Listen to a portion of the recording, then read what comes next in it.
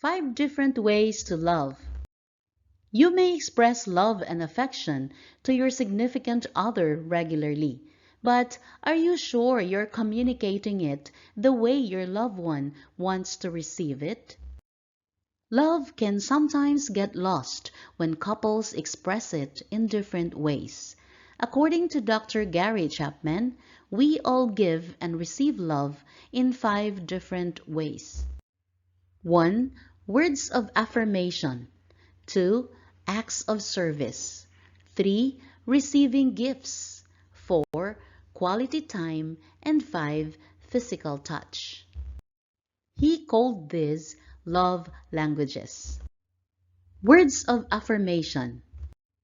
People with words of affirmation as a love language value verbal acknowledgments of affection, including frequent I love yous, compliments, words of appreciation, verbal encouragement, and often frequent digital communication like texting and social media engagement.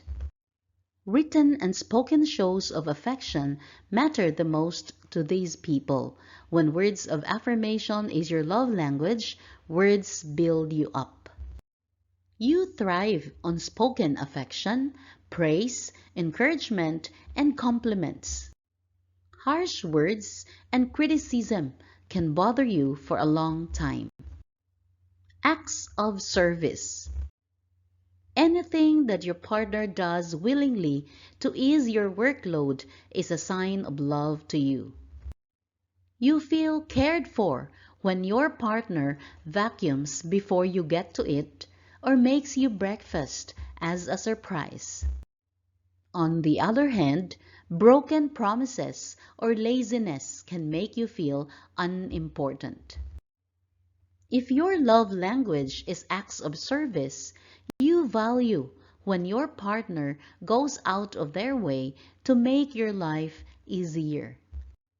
It's things like bringing you soup when you're sick, making your coffee for you in the morning, or picking up your dry cleaning for you when you've had a busy day at work. This love language is for people who believe that actions speak louder than words. Receiving gifts. When you speak this love language, a thoughtful gift shows to you that you are special. In contrast, generic gifts and forgotten special events have the opposite effect. This love language isn't necessarily materialistic. It could be as simple as receiving your favorite snack after a bad day. Gift is a pretty straightforward love language. You feel loved when people give you visual symbols of love, as Chapman calls it.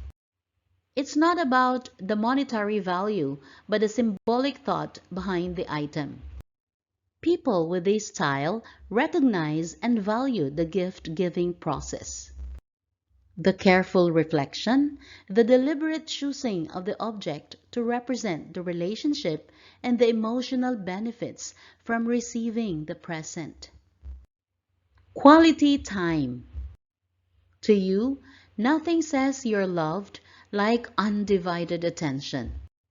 When your partner is truly present and not looking at their phone, it makes you feel important.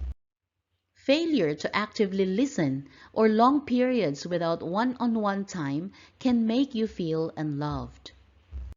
People whose love language is quality time feel most adored when their partner actively wants to spend time with them and is always down to hang out. They particularly love when active listening, eye contact, and full presence are prioritized hallmarks in the relationship. This love language is all about giving your undivided attention to that one special person without the distraction of television, phone screens, or any other outside interference. Physical touch. Holding hands, kisses, hugs, and other touches are your preferred way to show and receive love. Appropriate touches convey warmth and safety, while physical neglect can drive a wedge between you and your partner. People with physical touch as their love language feel loved when they receive physical signs of affection, including kissing, holding hands, and cuddling on the couch. Physical intimacy and touch can be incredibly affirming and serve as a powerful emotional connector for people with this love language. People who communicate their appreciation through this language, when they consent to it, feel appreciated when they are hugged, kissed, or cuddled, because they value the feeling of warmth and comfort that comes with physical touch. Thanks for watching Star Stories and Poems. Please like and subscribe.